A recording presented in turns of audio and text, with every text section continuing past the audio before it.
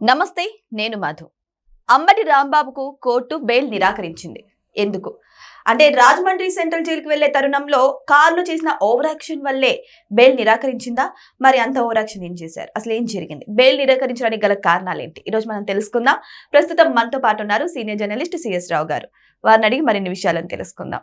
నమస్కారం సార్. నమస్తే సార్, అంబటి రాంబాబు గారికి కోర్టు బెయిల్ నిరాకరించింది. ఎందుకని సార్?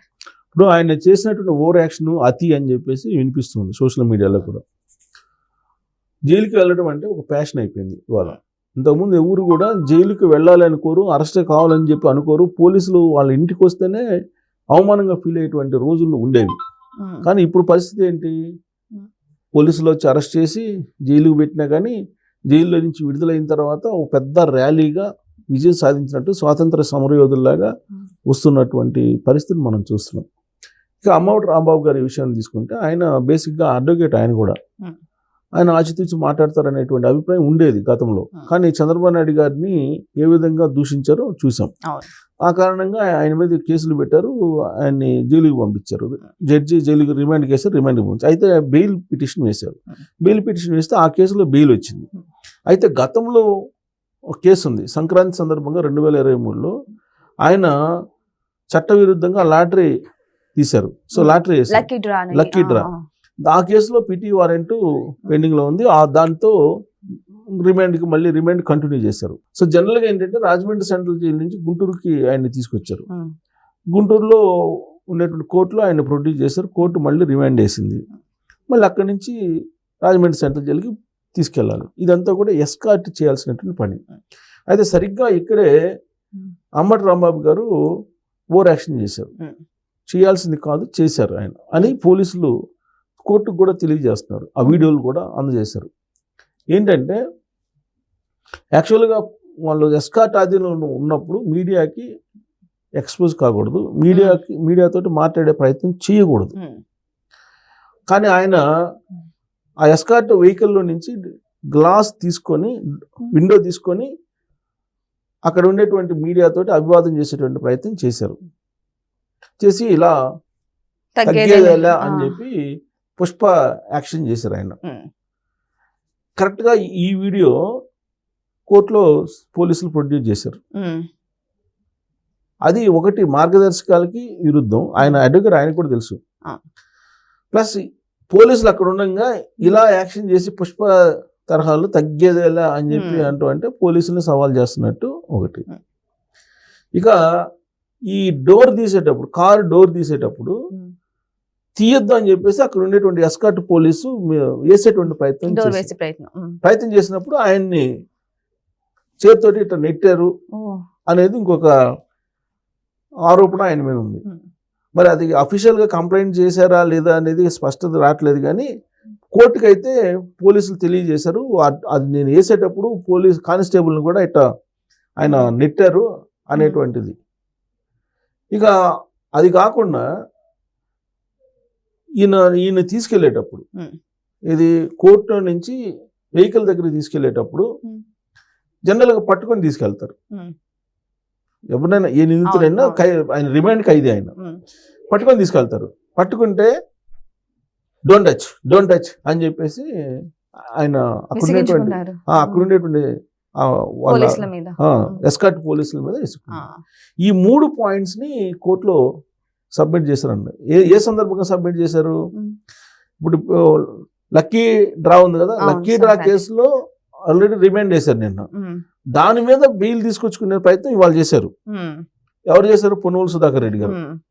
ఇప్పుడు వైఎస్ఆర్ కాంగ్రెస్ పార్టీకి సంబంధించిన కేసులన్నీ పొన్నవోలు సుధాకర్ రెడ్డి గారే చేస్తుంటారు.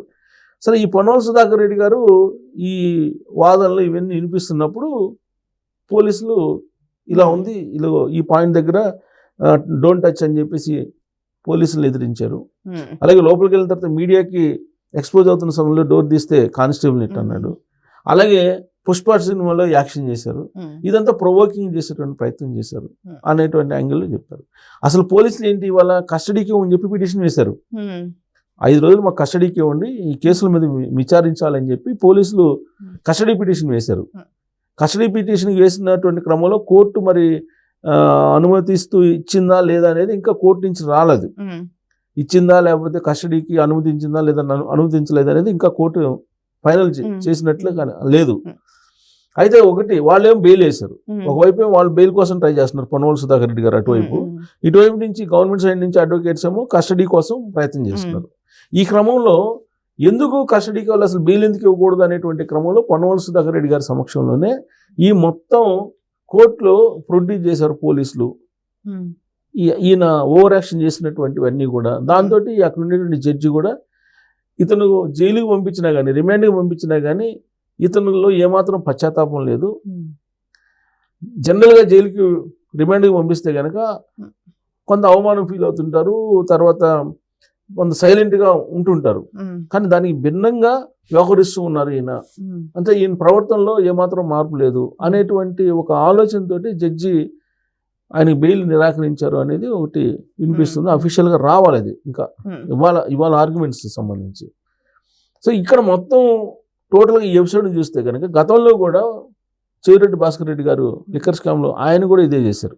అంటే మీడియా కనిపిస్తే అసలు మీడియాకి అంటే అనుకూలమైనటువంటి మీడియా వాళ్ళకి కొంత ఉంది. ఆ అనుకూలమైన మీడియా కనిపించగానే వాళ్ళతో ఏదో మాట్లాడాలి, లేదంటే అక్కడేదో మేమేం తగ్గలేదు, మేము అరెస్ట్ చేసినా భయపడేది లేదు అనేటువంటి సంకేతం పంపిస్తే ఫర్దర్గా పార్టీలో ఫ్యూచర్ ఉంటుందేమో అనేటువంటి ఒక ఆలోచన ఉంది. ఎందుకు ఈ ఆలోచన ఉంటుందంటే ఆ పార్టీలో దానికి ఉదాహరణలు అనేక ఉన్నాయి. అప్పట్లో చంద్రబాబు నాయుడు గారి ఇంటి మీద దాడి చేసినప్పుడు ఆ రోజున జోగి రమేష్కి క్యాబినెట్లో తీసుకోవడం, ఆ తర్వాత ఇది దాడి జరిగిన తర్వాత ఇట్లా అనేక ఉన్నాయి. అలాగే ప్రెస్ మీట్లో కమ్మ సామాజిక వర్గాన్ని కనుక దూషిస్తే వాళ్ళకి ప్రాధాన్యత ఇవ్వటం, ఇవన్నీ ఉన్నాయి. అసలు ఎందుకు ఆల్రెడీ అక్కడ ఉండే వైఎస్ఆర్ కాంగ్రెస్ పార్టీ నుంచి బయటకు వచ్చిన వాళ్ళు చెప్పేది ఏంటంటే కమ్మ సామాజిక వర్గాన్ని తిడితేనే మీకు పదవులు ఇస్తామని చెప్పి జగన్మోహన్ రెడ్డి గారు చెప్పారని చెప్పేసి ఆల్రెడీ ఇప్పుడు తెలుగుదేశంలో ఉన్నటువంటి ఒక లీడర్ చెప్తూ ఉంటారు. అంటే వైఎస్ఆర్ కాంగ్రెస్ పార్టీ నుంచి తెలుగుదేశంలోకి వచ్చినటువంటి లీడరు వరప్రసాద్, మాజీ మంత్రి, ఆయన చెప్తుంటారు. అది మరి ఈ పార్టీలోకి వచ్చినందువల్ల చెప్తున్నారో నిజమో మనకు తెలియదు, కానీ ఆయన చెప్పే మాటలు నేను చెప్తున్నా. అంటే వీళ్ళనంత వరకు అగ్రెసివ్గా వ్యవహరించేటువంటి వాళ్ళని, అగ్రెసివ్గా ఉండేటువంటి వాళ్ళని, వివాదాస్పద వ్యక్తుల్ని ఎంకరేజ్ చేస్తూ ఉంటారు వైఎస్ఆర్ కాంగ్రెస్ పార్టీలో అనేది ఒక అభిప్రాయం ఉంది. బహుశా అందుకే ఈయన అంబటి రాంబాబు గారు ఆ విధంగా చేస్తుంటారు. ఇప్పుడు ఇంకోటి ఏంటంటే అంబటి రాంబాబు గారిని అరెస్ట్ చేసినప్పటి నుంచి కాపు సామాజిక వర్గం ప్రతిరోజు వాళ్ళ ఇంటికి వచ్చి పరామర్శల కార్యక్రమాలు చేశారు. లాస్ట్కి రోజా గారు కూడా వచ్చి పరామర్శలు చేయటం ఇవన్నీ చూసాం మనం. ఇప్పుడు అసలు జైల్లో నుంచి ఆయన బెయిల్ మీద నిజంగా తీసుకురావాలని ప్రయత్నం చేస్తున్నారా, లేదంటే కొన్ని రోజుల పాటు ఉంటే సింపతి పెరుగుతుంది, పార్టీకి కూడా క్రేజ్ పెరుగుతుంది అనేటువంటి ఉద్దేశంతో వాదనలు అసలు గట్టిగా వినిపించట్లేదా? నిజంగా బెయిల్ మీద అతను తీసుకురావాలనుకుంటే, లేదు ఆయన జైలు నుంచి బయట రావాలనుకుంటే పోలీసుల సమక్షంలో ఎస్కార్ట్ అక్కడ ఉన్నప్పుడు మరి ఇవన్నీ ఎలా చేస్తారు? చేయరు కదా. ఇవాళ అన్ని పేపర్లో అతి చేశారు, ఓవర్ యాక్షన్ చేశారు అని వచ్చింది కదా. ఈ క్లిప్పింగ్లు కోర్టులో ప్రొడ్యూస్ చేస్తారు కదా పోలీసులు.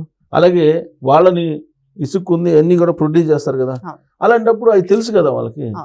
సో కాబట్టి బెయిల్ రావడం ఇష్టం లేదు, కొన్ని రోజులు పాటు ఉంటే సింపతి వస్తుంది అనేటువంటి అభిప్రాయం ఉండొచ్చు.